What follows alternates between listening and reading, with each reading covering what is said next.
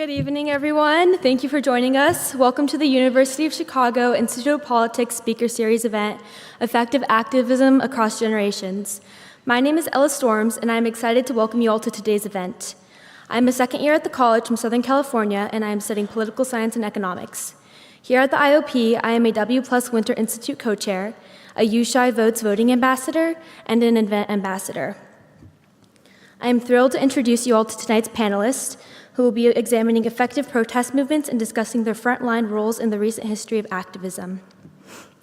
Tonight's panel features Congresswoman Barbara Lee, Mr. Peter Staley, and Dr. Rami Nashashibi. Congresswoman Lee is the highest-ranking African-American woman appointed to Democratic leadership and a longtime champion of the anti-war movement. She has served California as a U.S. representative since 1998, currently representing California's 12th district. Before serving in Congress, she worked on the presidential campaign of Shirley Chisholm and alongside the Black Panther Party. She currently serves as chair of the Majority Leader's Task Force on Poverty and Opportunity and co-chair of the Policy and Steering Committee, Pro-Choice Caucus, and Cannabis Caucus. In 1987, Mr. Peter Staley became an early member of the grassroots political group ACT UP, or AIDS Coalition to Unleash Power, where he staged several protests against government and medical agencies for the response to the AIDS epidemic. He also founded the educational website, aidsmeds.com, as well as Treatment Action Group, which works towards increasing research on HIV, tuberculosis, and hepatitis C treatments. Dr. Rami Nashashibi is a community organizer and UChicago graduate with a PhD in sociology. He founded the Inner City Muslim Action Network in 1997 and continues to serve as executive director. The Inner City Muslim Action Network is a nonprofit based on Chicago's South Side that aims to address the structural and systematic injustices impacting individuals and marginalized communities by cultivating art and leadership, directing a holistic health center, and organizing for social change. Moderating this event is Katie Benner, a correspondent for the New York Times who has covered the Justice Department and other major institutions that impact American life. As a reminder, please silence or turn off your cell phones. When it is time for Q&A, a microphone will be placed in the audience. Please line up and remember that priority for the first questions will go to students. Please visit the IOP's website for more information on future speaker series events and other IOP opportunities, including what to expect if you're expecting Trump at 5:30 p.m. on Tuesday, October 15th at the Chicago Theological Seminary, and Battleground Banter featuring David Axelrod and Karl Rove at 5:30 p.m. on Thursday, October 17th at Ida Noyes Cloister Club. Finally, I would like to invite you all to give a warm welcome to Congresswoman Barbara Lee, Peter Staley, Dr. Rami Nashashibi, and Katie Benner. Thank you.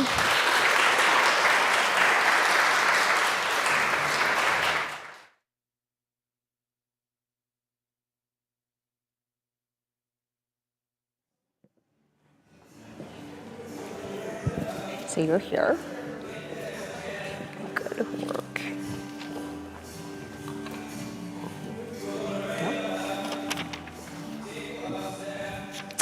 Hi, hello, thank you all so much for being here. Thank you to the University of Chicago and the Institute of Politics for hosting what I think is going to be a great conversation, especially because it is so incredibly timely right now with what has been happening on college campuses, with the war, the ongoing war in Gaza, and a very, very heated upcoming election. This could not have happened at a better time. So thank you so much for allowing us to have this kind of conversation.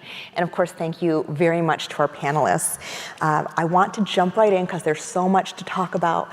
And Peter, I want to start with you. You were just here meeting with students on campus and speaking with them about what works, what makes a successful campaign. You know, ACT UP was not just an organization that made real change, lowered the price of life-saving drugs, forced multiple presidential administrations to focus on a disease that was killing so many millions of Americans. In order to do it, you had to cut through social resistance, real homophobia, and a lot of prejudice in order to affect this change. It's a huge number of things to push back on all at once to get those legislative and policy wins. Can you walk us through what you believe really worked when you were taking over buildings and when you were laying down in the streets? What else was going on? Yes, well, ACT UP was formed 6 years into the AIDS crisis. The first cases were reported in '81. The country ignored it. Reagan was in office. It was born in March of '87. And job number one really was shaking the entire country and making them aware and feel guilty about the fact that they had ignored this epidemic and that they were letting thousands of their own citizens die because of their own hatred towards us.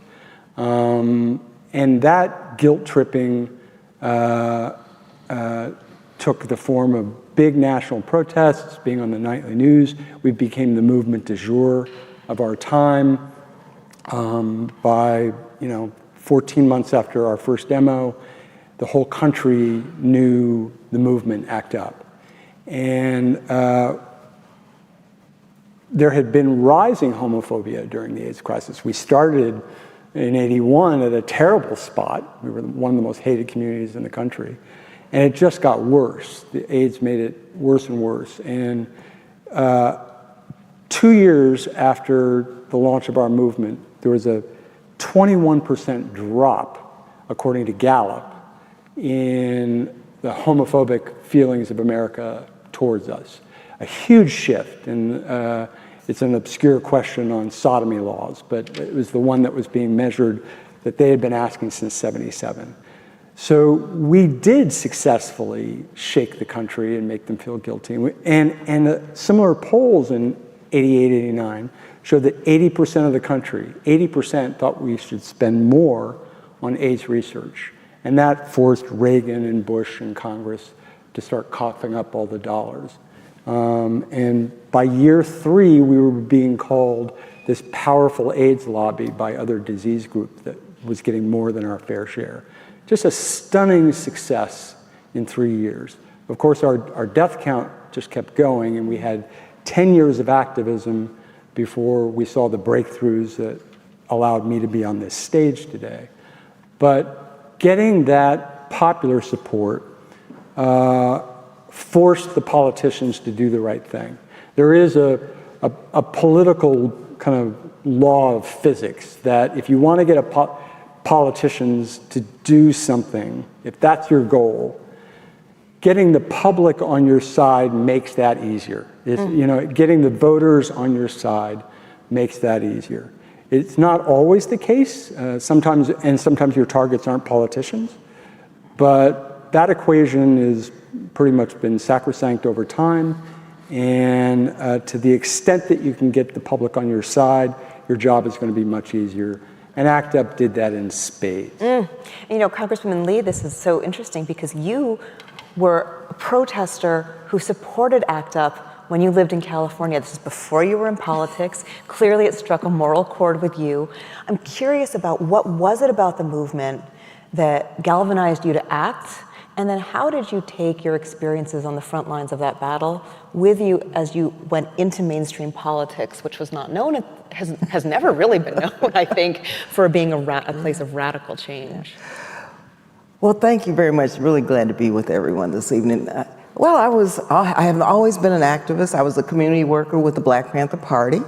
And I had no option. When I was called to an ACT UP march and rally in front of the Berkeley City Hall, the Berkeley Post Office, this was in 1989, there was an African-American woman whose name was Maudel Shyrick, she passed away at 104, but she fought to be on the city council because they had an age limit, and she was vice mayor in her 90s.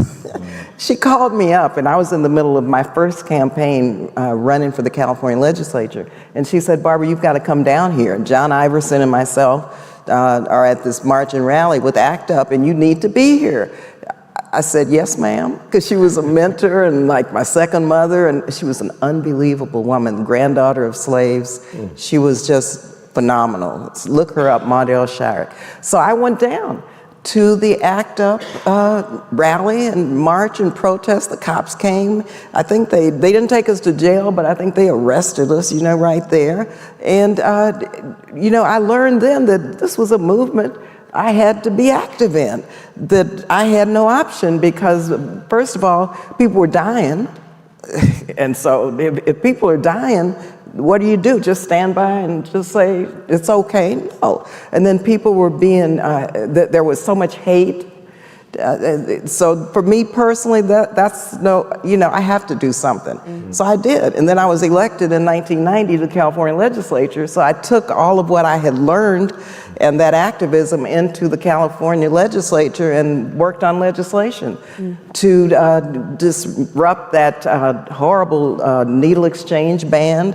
And I did a lot on HIV and AIDS in the California legislature. And then when elected to Congress, I actually led the effort to establish the Global Fund, PEPFAR. I worked with George Bush, the Global AIDS Initiative. I did the legislation to lift the travel ban that allowed us to have an HIV/AIDS conference back here in the United States. And to this date, we've saved 25 million lives. A long way to go, but we've been at it. So, and how did you push back on your colleagues when they did not want to make these changes? How were you able to convince them? What tools did you use? Well, when they saw me working with George Bush, who I 99.9% disagreed with, I was the only one who voted against the authorization to go to war right after the horrific events of 9/11 Afghanistan. I mean, I did not like his policies. When my colleagues, Democrats and Republicans, saw Barbara Lee over at the White House working with George Bush to try to save lives and to find a cure and an end to the HIV/AIDS pandemic, then they had to stop and say, what is this about? And I think that's what, finally, not many led on this, but they said, okay, Barbara, whatever you want us to do, tell us. And I'll never forget, I went to the Congressional Black Caucus and said, look, we met with George Bush. This was my issue I brought up with him. He said that he wanted to work with me on it. And there was a lull period, and I didn't hear much. In December of that year, every member of the Black Caucus signed a letter that I led to tell him that in his State of the Union, he should announce a major initiative to address the HIV/AIDS pandemic, and he did. And so people began to see that I was leading on this issue, but not for any other reason other than to find an end to HIV and AIDS and to save lives. And that's what it was about. And I think when you come at people like that, it wasn't a political issue for me. I mean, this was not about a campaign or raising money, or it was just about what I believed I needed to do since nobody else was doing a lot on this. And that galvanized people to follow. It's one of these interesting things. How do you get different constituencies to come together into agreement? Rami, one of the things that you are best known for is your ability, your desire to bridge people across religions, across races, and to create a coalition. So when you're working as a community organizer, how do you get community organizations and politicians to understand, to speak the same language when both sides are working with totally different tools, with totally different ends in mind, and different versions of what success looks like? Yeah. First and foremost, again, want to thank the organizers for this. And I was joking with Congresswoman Lee. I was like, I had 500 other things that I was trying to get to this week. But when I saw the Congresswoman's name on this list, I knew I could not say no. So could we give it up for Congresswoman Lee? You are a legend and someone that I feel very honored and same. I'm just extraordinarily honored to be here with all of you. But I think look, we're in an organizing town. I come out of sociology here at University of Chicago was also a place that people like Saul Alinsky kind of cut their teeth on better understanding community, understanding the local dynamics that pit us against one another.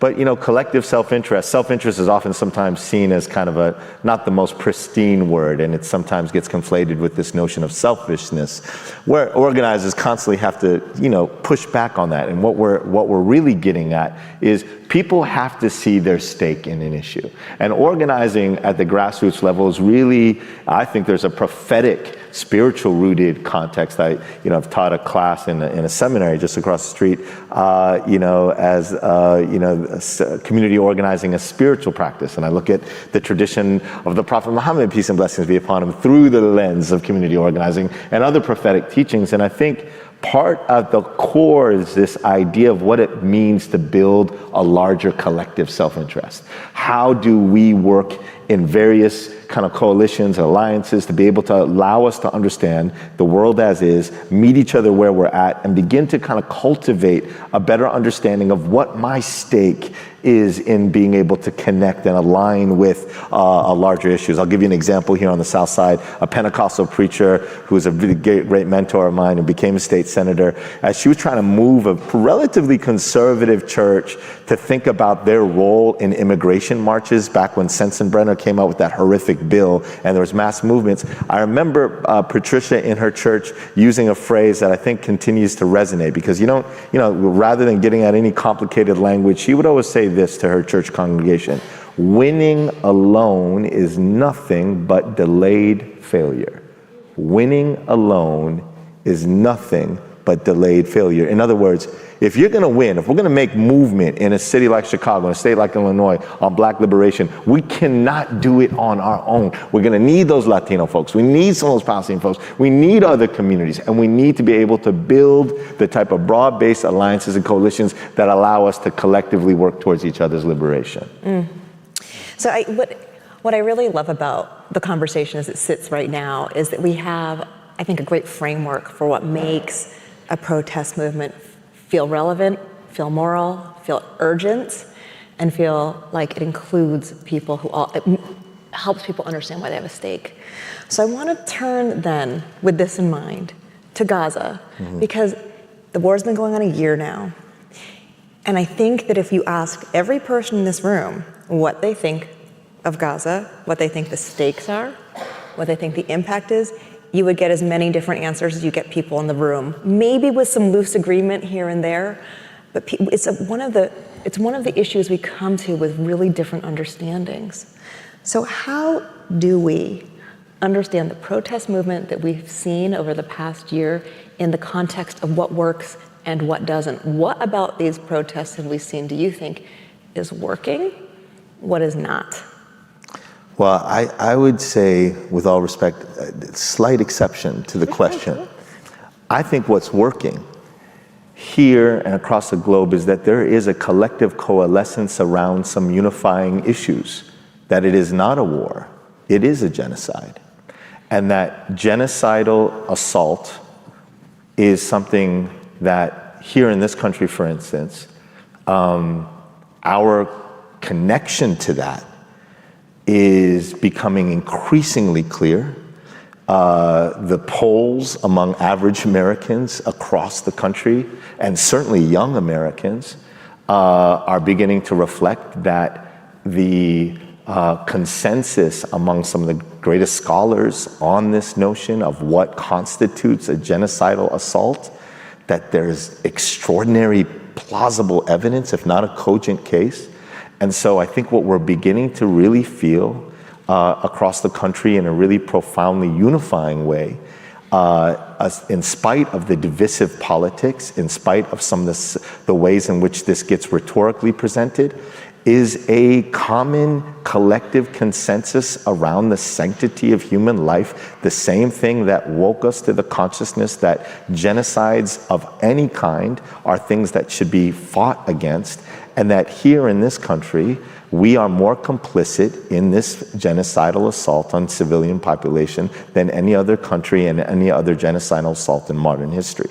And I think the fact that students particularly, but others across the sector, and many have been fighting this fight for a long period of time, but certainly over the last 12 months, have been pushing this and challenging us, including many in the Jewish American community that I think have been extraordinarily profound in their ability to both present a critique as well as speak to the existential angst that exists in the Jewish community that understandably is also connected to this issue. And I think one of the interesting things about this answer is we're having a conversation, it just dawned on me, without even a clear view of what it is we're trying to accomplish. Perhaps. Because again, what are we trying to accomplish in Gaza? What is the end goal? In some ways with ACT UP, the goals were very diffuse: an acceptance of gay Americans, an acceptance of LGBTQ rights, a civil rights battle that had But it was a little bit amorphous, but also very concrete things. We need a drug created, and we need a drug in our hands affordably and right now. Very concrete. What are we fighting for in Gaza? I think is interesting, because you're, I think, saying that for somebody to act morally in Gaza as an activist, they have to believe that it is a genocide. And what is the end? What is the end? Is it the end of the kill? You know, there's a debate. Is it a two-state solution? Is it a one-state solution? So it makes, I think it might complicate the activism a little.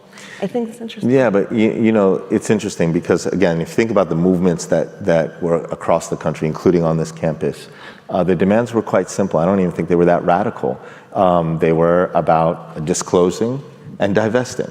They're about disclosing our collective investments in war machines, and they were about then divesting from those things. And that is in you know, contravention to not only international law, but contravention to American law, the Leahy law, that says we should not be arming in any way, shape, or form any militarily assault on a civilian. So even before any complicated political solution, I think that demand is what was unifying students and people across the country, that on some level there should be a basic demand around disclosure and divestment from that level of, you know, assault on civilian populations. Mm-hmm. And so how, for the panel, I'll open it up, how do you think that the war has impacted the coalition of the left, from moderate to progressive, in terms of how we create a shared vision and agree on what the stakes are that bring us together? Well, I appreciate the focus on the current movement and what it might be doing wrong and right as far as picking narrow, specific short-term targets versus long-term. For me, the wider issue is that activism itself has become so much harder in this day and age. I'm convinced that the activism that I was a part of in the 80s and 90s, that ACT UP, if it happened today, we may well have failed, no matter what we did. So it wasn't so much our brilliance as movement tacticians. It was, in this day and age, we're dealing with a country specifically and worldwide now where there is no shared epistemology that you can play with the public.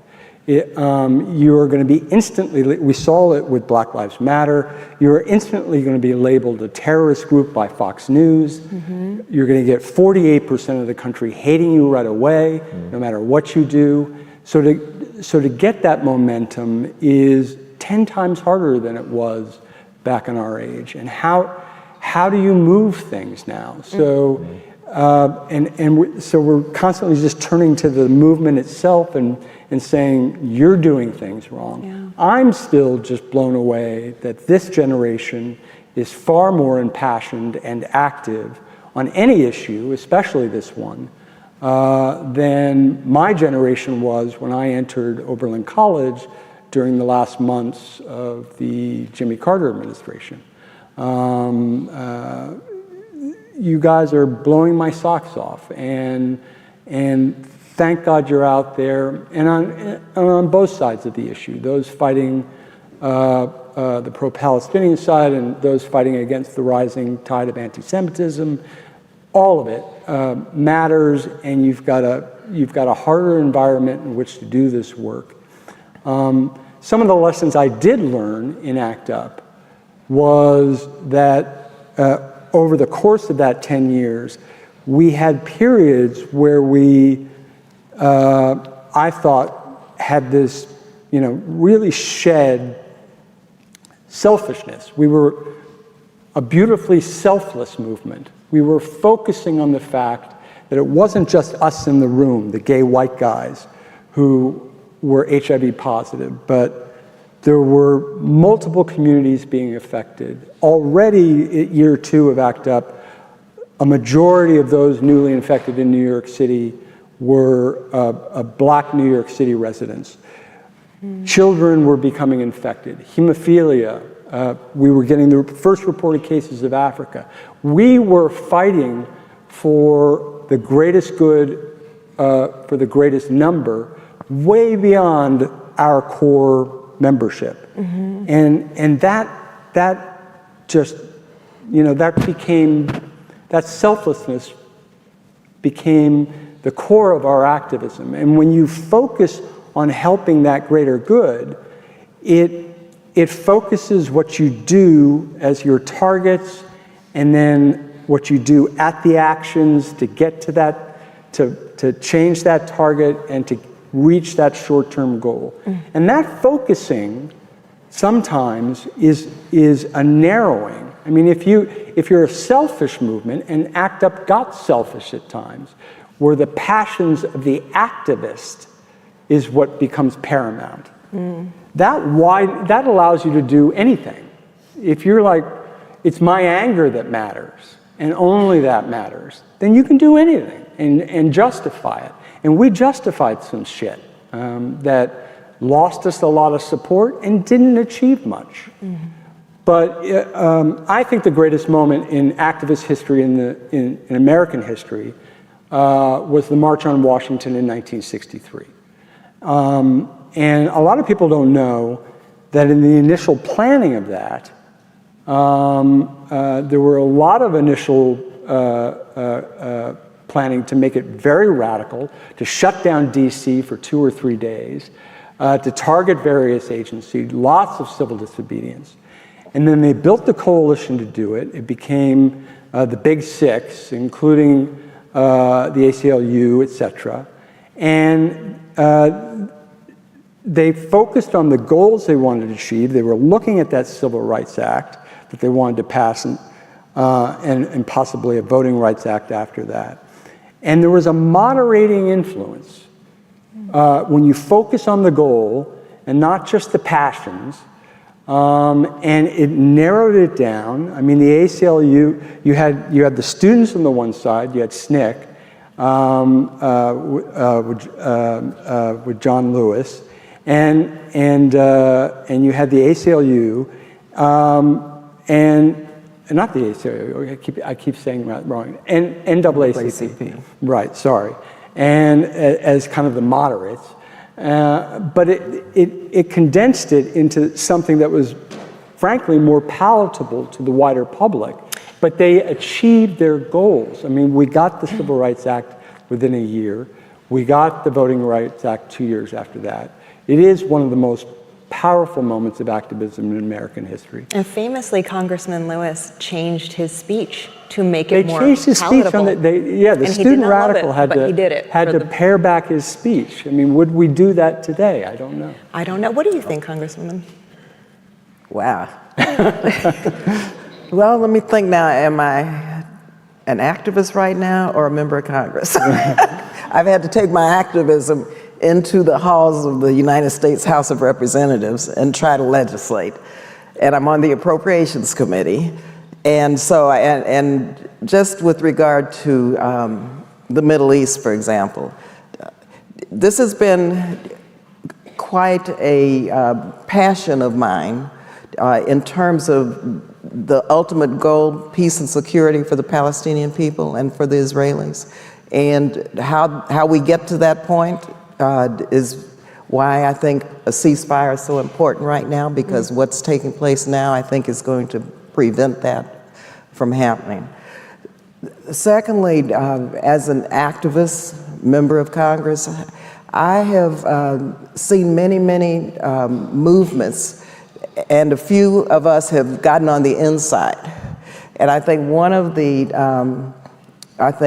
joys that I experience, even though it's a very difficult period. I mean, 26 years in Congress, 7.5 years in the legislature, and 11 years working for a member of Congress is a long time that I've been on the inside.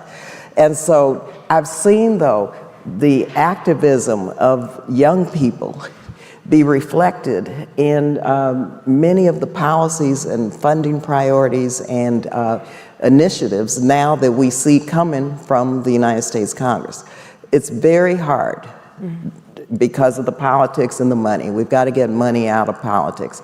But I think that the moments of activism that I've seen over the last 10 years and now with the whole efforts around a ceasefire, all of the efforts around mass incarceration, all of the efforts around tax reform, economic security, all the issues around racial justice, you name it. I see more activism being reflected now with members of elected bodies saying what the people are saying for the people. And so I'm encouraging people to continue with this activism, because even though it's hard, when I started school, I couldn't go to public schools because I was Black. Ended up having to go to Catholic school. So I share that because it was because of these movements that I was finally able to go to a public school. And so I would encourage young people, the intergenerational coalitions that have been put together, to continue with that, because it's the organizing and the activism that's going to make elected officials pass laws and funding priorities that are going to transform this country. I just want to say to the audience, we're about 30 minutes in, and so if you have questions, if you're thinking about questions, think about making that trip down the aisle to the microphone, because I'm going to start looking for your input probably in about 15 minutes, and I know you all have a lot to say, so we're excited to hear from you.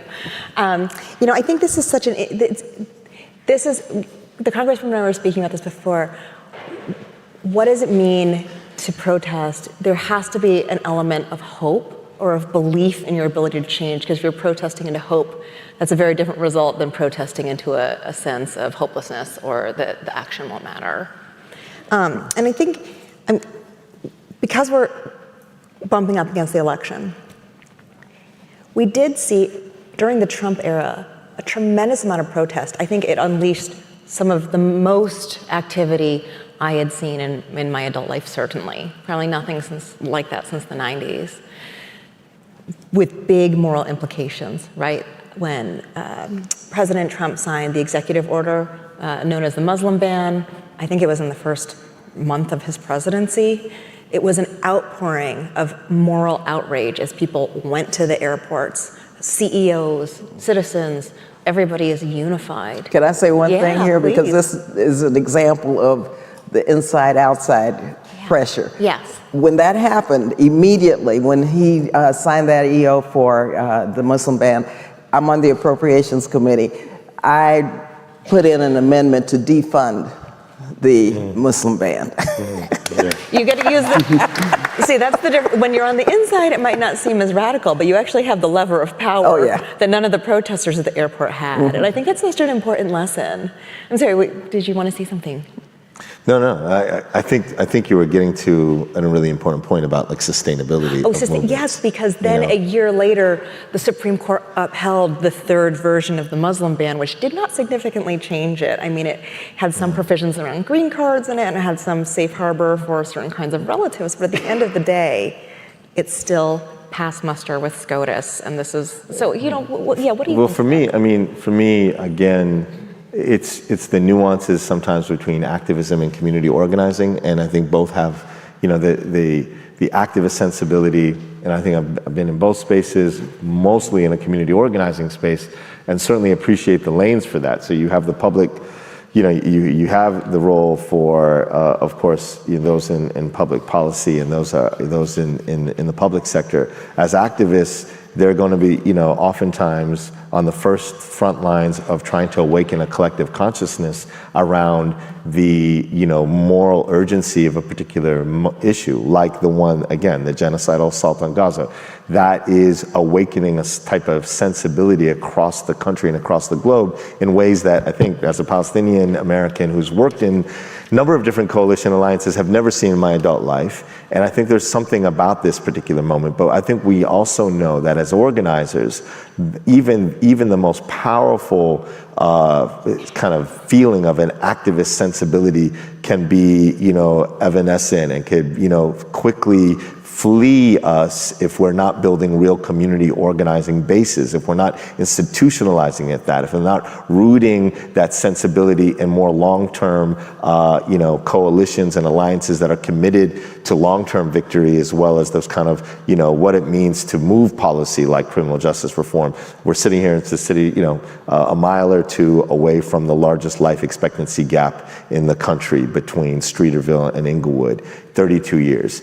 How did we get there? And what is it going to take? It's not going to just activism to awaken us to the extraordinary racial, socioeconomic disparities that created that criminal reality that we're all inhabiting and in some ways a part of. It's going to take real commitment, movement, alignment to make ourselves realize that we have a collective interest in being able to fight for something like that on a policy level, on an economic level. And I think that's in some part for me the distinctions between how you can see a moment like the Muslim ban may elicit a collective outcry, but that's not sufficient in sustaining the kind of more collective long-term movements to make real change. Yeah.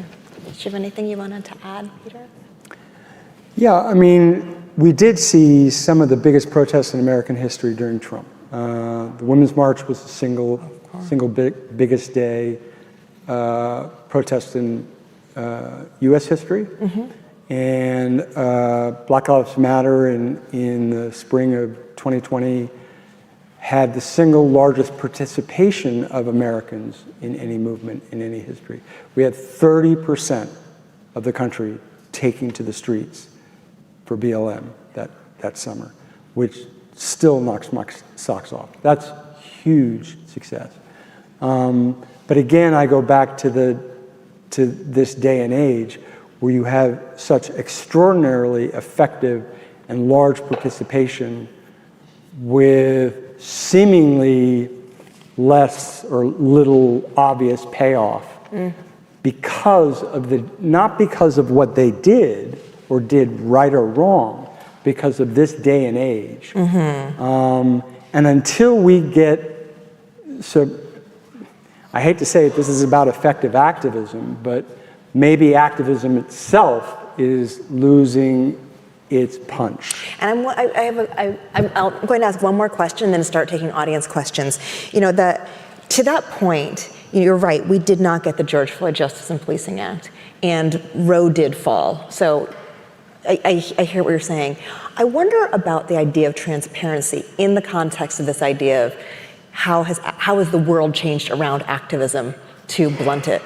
The civil rights movement that you brought up, that March on Washington is extraordinary. The compromises made to make it palatable, effective, broad-reaching, and powerful, also an incredible feat of human beings coming together.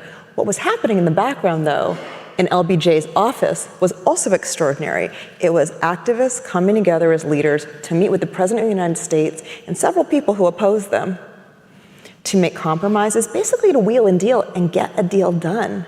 It was not transparent.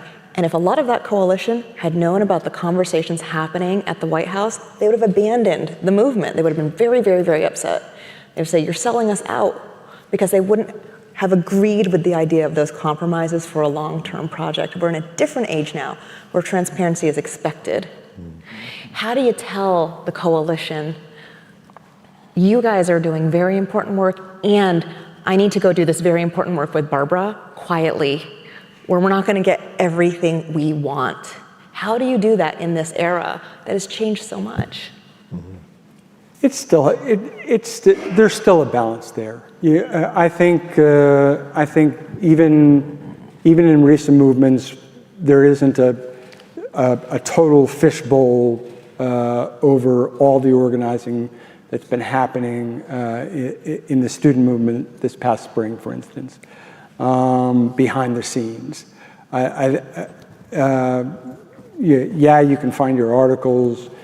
Yes, it eventually gets exposed, but the wider public doesn't read it. They don't see it. So the movement can play an inside and an outside game if it wants to, and if it allows it. And most movements, I think, do. There's always infighting within movements, and to the extent you can control that and keep it down, before you split up, which is what happened to ACT UP in year 5. Obviously, the better, but you know, I don't think there's a transparency problem today. I think there is a political problem today, and to that extent, we need to fix our political house before we start blaming the movements. Let me say, yeah, transparency is extremely important. But you know what? You have to know your bottom lines also. For those on the inside who are working with, and this is supposedly how democracy is supposed to work, right? And activists and organizations, when I'm working with groups on certain issues, they know they know how far I'm gonna go now, and I'm gonna have to negotiate, right? But I know what my bottom lines are. And you know, if you get to that point, then you have to go back to the drawing board. But I'm gonna give you just one example. I've introduced legislation several years ago, establishing a Truth, Racial Healing, and Transformation Commission here in the United States. We've never had one for the descendants of enslaved people who were brought here from Africa, enslaved for over 250 years. So we fund the United States Institute of Peace, which has established these truth commissions after genocides, crimes against humanity, slavery, all around the world. We've never done it in the United States. Okay. Fast forward to H.R. 40, reparations, which I was one of the original co-sponsors with Representative Conyers. And so when I introduced my legislation and we had H.R. 40, there was a little bit of tension between, having a truth commission and reparations will conflict with each other. And, you know, the president may see and the Congress may want the truth commission, which would wipe out the movement for reparations. So Congresswoman Sheila Jackson Lee and myself, God bless her soul, I mean, we worked together to make sure that the activists weren't divided and made sure that in my Truth Commission, transformation was H.R. 40, reparations. And so we worked together to make sure we unified around that, where people came together so that we could be strong when we talked to the White House about an executive order or what we could do to get the legislation passed. And so I think it's important to know that, you know, organizers, activists have to be able to trust their elected officials to a certain extent, but their policymakers and elected officials have to let them know what their bottom lines are and where they won't go or will go. I would only add to that from an organizing sensibility. Again, another quote often misunderstood and via Linsky, and again, he's only one of many theorists from organizing, is no permanent friends, no permanent ally, or no permanent allies, no permanent enemies, only permanent interests. Now, again, that sounds very Machiavellian, but really at the end of the day, that was simply saying our commitments are what we're committed to. If this particular, you know, I have folks that are great friends I used to organize with now become politicians, but I'm saying, you are a politician now. However beautiful you may be as a human being, I'm an organizer. My role is still to agitate you and hold you accountable. I don't care, and I'm going to be committed around the certain wins that we need. I do think that there are degrees of, you know, the principle about, as you were alluding to, those conversations with LBJ and King. Yeah, even today, there are organizers can bring brought in the room. The fear of appropriation, the fear of, you know, co-optation is very real among organizers. There's ways in which we try to mitigate against that to still make sure that I'm not the one person trying to negotiate with a power base that I'm, you know, extraordinarily at a disadvantage with on behalf of an entire movement. There are ways in which you can still, you know, trying to get in the room with the layers of accountability, how to continue to have certain sets of conversations to make the way for potentially a win. Again, the divestment movement, for instance, across the campuses this last year had varying degrees of extraordinary challenge. I'm ashamed to say, and I hate to say it here at the University of Chicago, the way it resulted here year for me was deplorable. The way it may have resulted in other campuses where there was a little more of a, opportunities for students to actually get to a space with administration to make a kind of a compromise of sorts, to begin to explore what actually disclosing and divesting could actually look like, at least opened up a pathway of conversation. And I do think that, of course, that required some of those students to have conversations with administration. And yes, there were probably others that were not happy with that, but the reality was that there was an attempt to try to be transparent and accountability around the main issue, which in that case was disclosing and divesting. So first question, please, go ahead. Hi, my name is Alyssa. I'm a third year in the college, majoring in global studies and religious studies, and I'm also a part of a W+ here at the IOP. And my question is actually for you, Dr. Nashashibi. So I study religion, and I'm sure you know lots of young people are sort of deconstructing, and there's a lot of disdain for organized religion in general. And you said that you see organizing as sort of prophetic.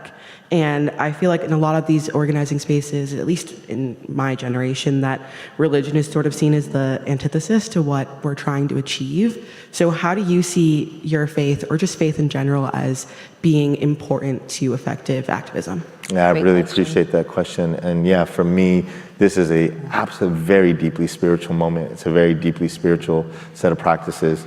I could not do what I do without putting my face on the floor at least 5 times a day. And I know I am not alone in other organizers across all faith traditions about the work that we're up against. I will say this, that young people across this city and across the country inspired me with a sense of spiritual relevance. A dear mentor of mine who organized on the South Side, Rabbi Robert Marks, wrote a profound letter to a series of congregations in 1966, the day that he marched with Martin Luther King in Marquette Park, a day that he was assigned to be a neutral observer. And he wrote to those congregations about how there was no neutrality that day. It's a 3-page letter, and it was all really and it was wrote with loving affection to his fellow co-religionists, but he was writing about the relevance of faith, that if I did not march with King on this day, that our faith tradition may lose its relevance. And I think that's the biggest threat to any religious community. And what I saw in this last year, I had a very beautiful, somewhat a disagreement with Brother Ibu Patel, some of you may know him, of Interfaith America, about this issue, who wrote an article, and I went to him the next day. I said, Ibu, I disagree passionately with everything you just wrote in that article, because what I experienced on those campuses over the last year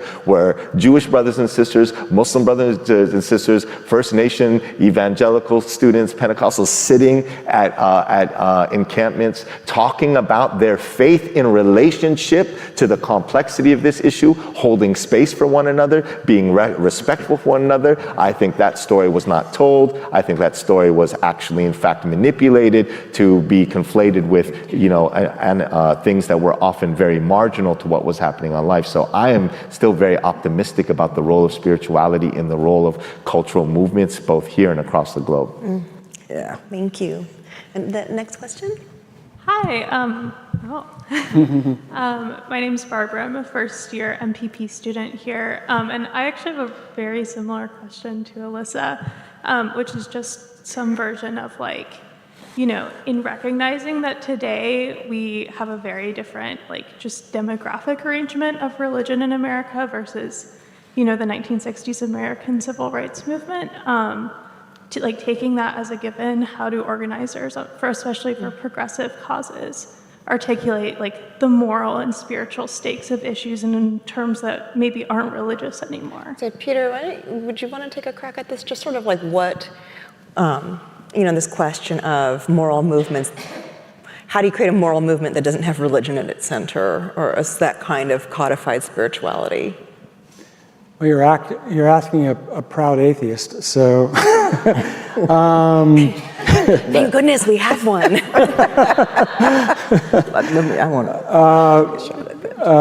to. For me, my higher power is people coming together to help each other and to lift each other up, and even more so when a community comes together for a greater good, and actual actually affects change on a larger scale. I've seen it all the way from a small 12-step meeting to a large movement that has an entire community behind it. And it's a thing of beauty. I don't personally need to believe in God to tap into that power, but I think it's what can really power change and power movements. And beyond, civil disobedience activism, can really power organizing as well, political organizing, trying to take control of a political party, which I think might really help current movements these days to fix things on a political level. So, yeah. That's great. You have to have that hope. Next. Yeah, let me just comment on that very quickly, because I'm on the board of directors of a seminary. And we, a couple of years ago, paid a heck of a lot of money to get this firm for 3 years to figure out why students weren't coming into the seminary.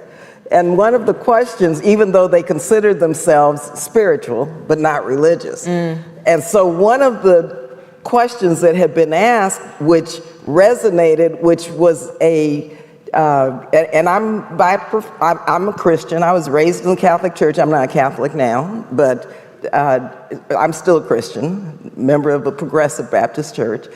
But bottom line is, the students said, if they asked this question, if you knew that Jesus Christ was a Palestinian, would you be more interested in the Christian religion? And every student, 90% said yes. I find that very fascinating. I'm going to ask you more about that later. Yeah. I need to know more. Because of the movement. It was because of and I think that speaks to this. The movement and activism of students and the relationship between Christianity and seeing Jesus as a Palestinian revolutionary. And we were talking, we were glancing at this before with why do you think what's happening in Gaza has galvanized such a huge swath of the public?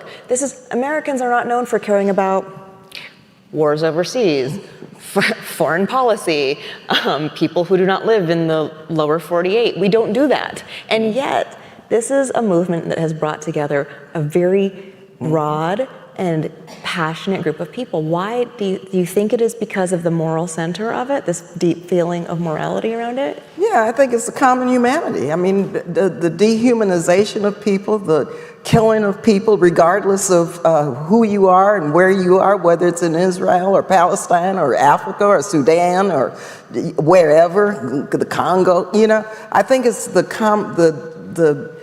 deep sense of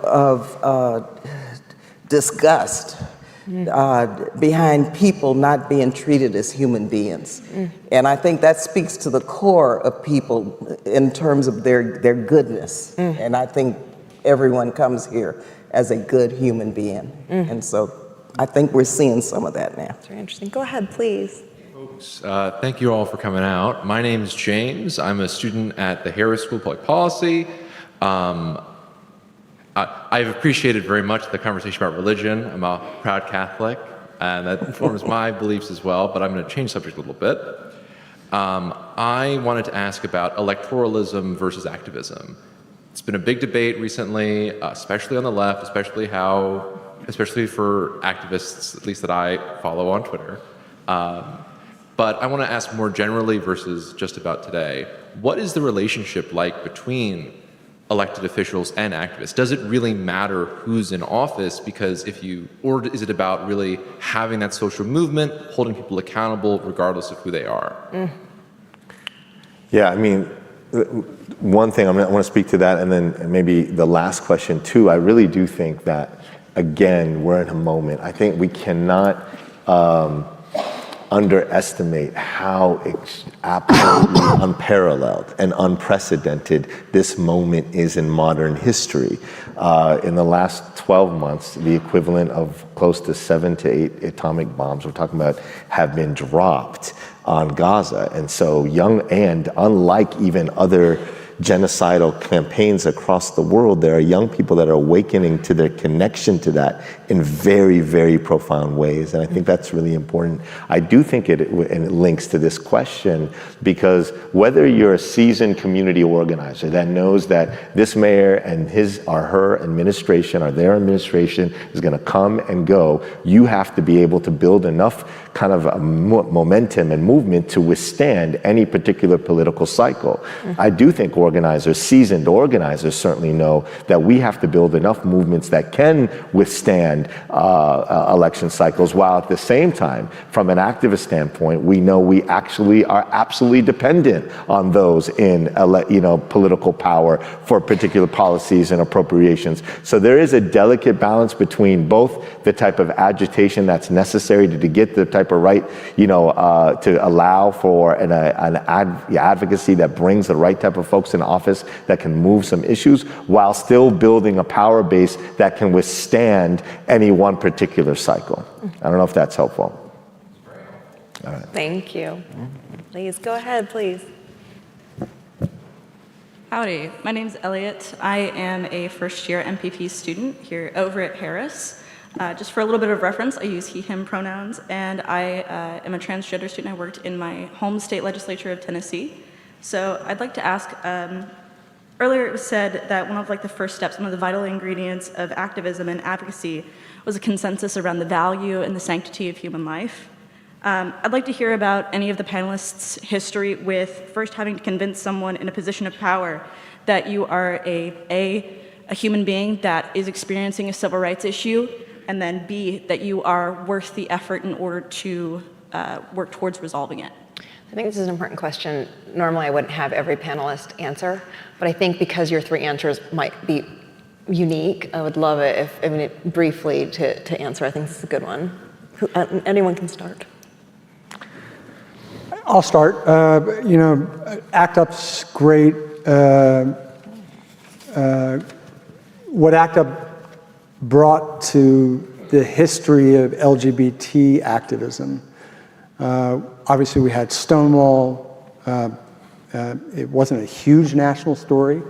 It became one over time, but it certainly was within the community. It spurred a couple years of activism, some radical activism. Those groups ended up having infighting. They kind of phased out.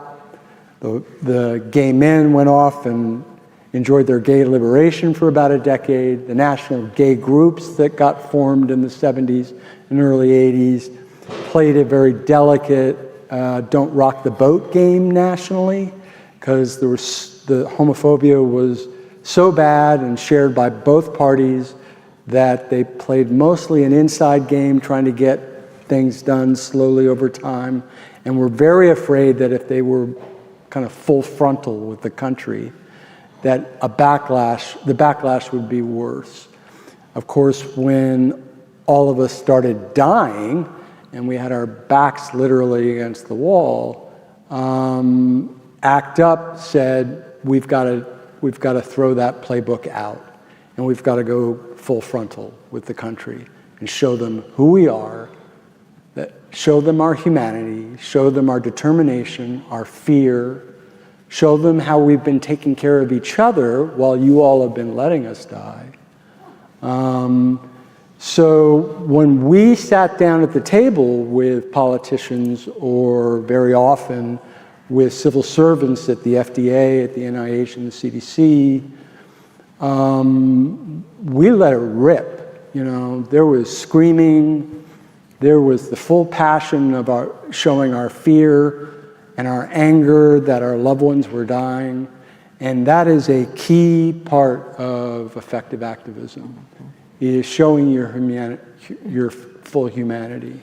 And let me tell you about the Black Panther Party and the 10-point program, which I was a community worker, as I said, with the Black Panther Party for years. I wasn't a member, but I worked very closely with Huey Newton and Bobby Seale.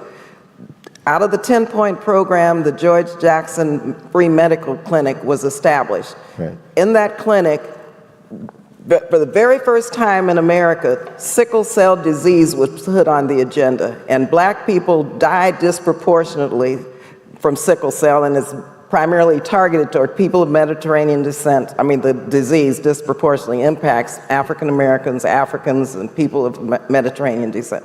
It was the Black Panther Party that forced this country to begin to address the sickle cell anemia disease in America through their activism. And so now it's a big deal. We're almost at a cure, and I've been working on this for 25 years. So it was the Black Panther Party, though, that started that.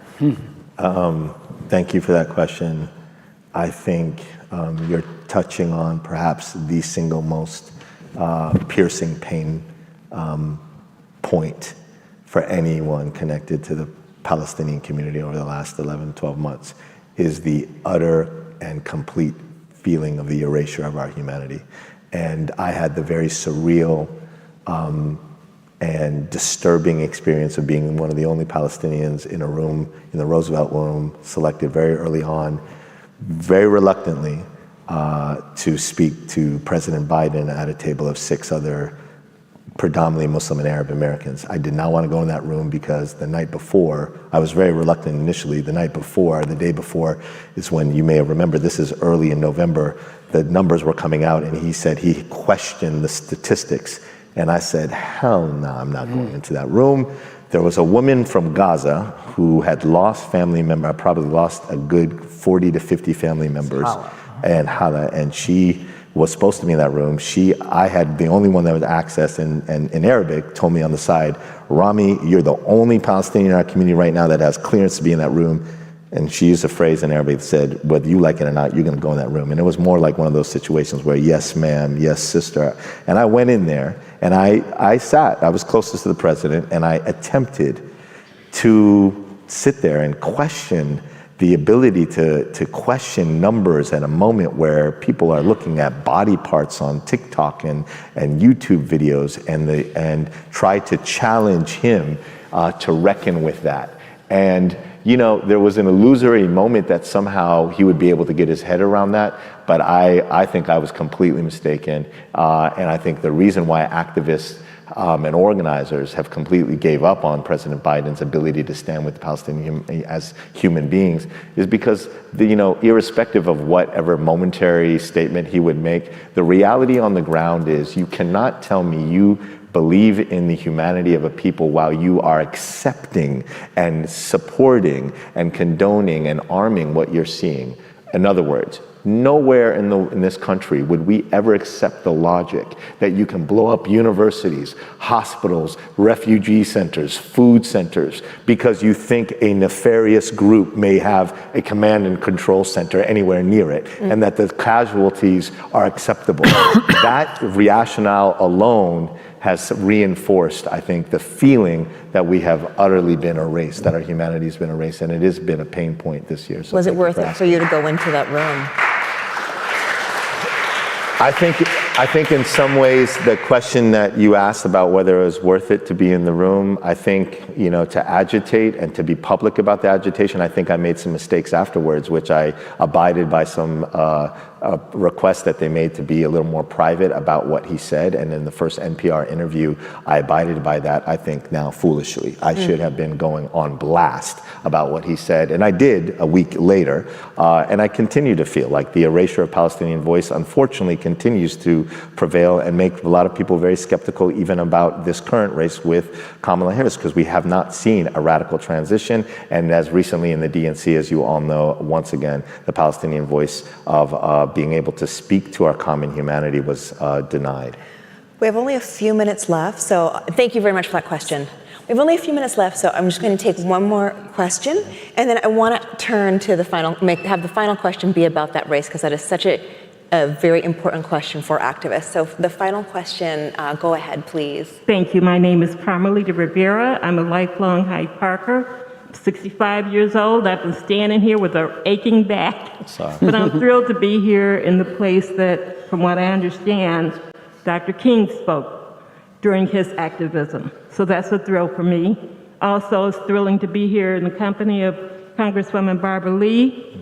I've only been to Berkeley once, and that was to go to Dock of the Bay nightclub, and I had a wonderful time. My question is there a such thing in Congress as being too progressive? I'm concerned that I remember seeing Cori Bush from Missouri camp out Capitol Hill steps, I think protesting homelessness. We still have homelessness. I remember a sit-in that took place on the floor of the Congress when John Lewis was still living about gun violence. We still have over 50,000 Americans killed by guns here at home. I'm very concerned about that, yet Cori Bush was not reelected to Congress. Jamal Bowman from New York was not reelected. Was that some kind of setup, or what happened there that the two very progressive members of Congress were not elected back to office? Thank you. Congresswoman, why don't you take this? Yeah. There's no such thing as being too progressive in Congress, first of all. Secondly, you've got to be very progressive in order to fight the very right-wing Republicans. So you have to be very progressive to do that. What happened with Cori and with Jamal, unfortunately, was money. We've got to get money out of politics and get to public financing and campaigns. Otherwise, this democracy will stay flawed. And that's what happened. So in the speed round for the last question, I know, what you had mentioned about the Harris campaign is so interesting to me, because it's most searing, I think, with the Harris campaign and the Democrats. People do not want to vote for her. They do not want to cast their vote for her because they so fundamentally disagree with, probably I would put Gaza right up at the top and then fill in the blanks for the next few issues. On the right, it's a little bit different, but there are definitely some people who are very, very anti-abortion, who are falling out of love with Donald Trump, and they're like, he's not going to give us what we want again. He used us, he's not going to give us what we want. But at the same time, a Harris administration would be a disaster for them, but they don't want to vote for Trump. So what do you think how do you think a voter should think about activism when they're at the ballot box? Is it worth it to say no to a candidate because you cannot stand them and you would rather see them lose? And you know what you're going to get with the other side, but you can fight it. Or do you hold accountable the candidate? I think the organizing strategies and tactics across the country sometimes vary state to state in terms of the message being made. I do think, again, we don't want to, in this particular political cycle, diminish those who are holding up the war or the assault in Gaza as single issue voters. This is not for them a single issue. It's intersectional in so many profound ways that, as I think the argument made, the two references to Cori Bush and to Jamal Bowman are a perfect example. They didn't just lose to any random money. That was close to, $18 million and more that ever been infused to any kind of primary congressional race in modern history. And it was because of their principled moral stance on the genocidal assault on Gaza. And we have to think about what that means in this current moment. So does that mean you don't vote for Harris? That means I think there needs to be some real calculation about where you're gonna have the most leverage. In some states, I think the argument about amplifying third-party candidates is important because we need to break the kind of stratified bifurcation of political power. And in other places, I do think people have to make another distinct calculation. I'm here in Chicago. I'm also, again, organizing and voting not just for this particular cycle. I'm thinking about what's happening on the ground. I'm thinking about the life expectancy gap. I'm thinking about the closed schools that are still on the South Side. We're thinking about the larger set of issues. But I do think that there is a strong argument for those who are saying that they want to cast a protest vote in this moment. Well, of course, I'm on the National Advisory Board for the Kamala Harris campaign. So, I'm working day and night to make sure we elect Kamala and Tim Walz. And I tell you a couple of things. It's very important, and I think this is the moment for activism to emerge in a more powerful and more structured way, because God knows, I don't think anyone in here believes that we need a Donald Trump, but that doesn't mean you're voting for the lesser of two evils. I think the voices of people and the power of people, if we win, if Kamala and Tim win, I hope that you're at the White House each and every day. There've got to be protests, there've got to be organizing on issues, on funding priorities as it relates to, of course, the issues of peace and security throughout the world, but schools, criminal justice reform, on the Farm Bill is coming up, on all the issues that we have to deal with in this country and abroad. And so I hope that, again, I'm working hard to make sure that they win. But the day after, I hope we are organized and people are ready to move forward to demand that our voices are heard in the White House and in the House and in the Senate. And that's, for me personally, where I am. And again, as one of the first members of Congress to call for a ceasefire, mind you, around October 10th, you know, I am out there working very hard to make sure that we elect Kamala and Tim Walz and not Donald Trump to the White House. Okay, well, So, two very, What can I very say? nuanced answers, which I very much appreciate. It's what we want from conversations here at the Institute of Politics. I so appreciate that all of you were willing to be here today, that we had this. I thought it was a great conversation. I loved where people agreed, where they disagreed, and it was so thoughtful. So thank you all so much. You've done a wonderful job, and thank you again to the University of Chicago. Thank you to the great audience for asking excellent, thoughtful questions. I hope you all have a great night. Oh, and grab a burritos on the way out.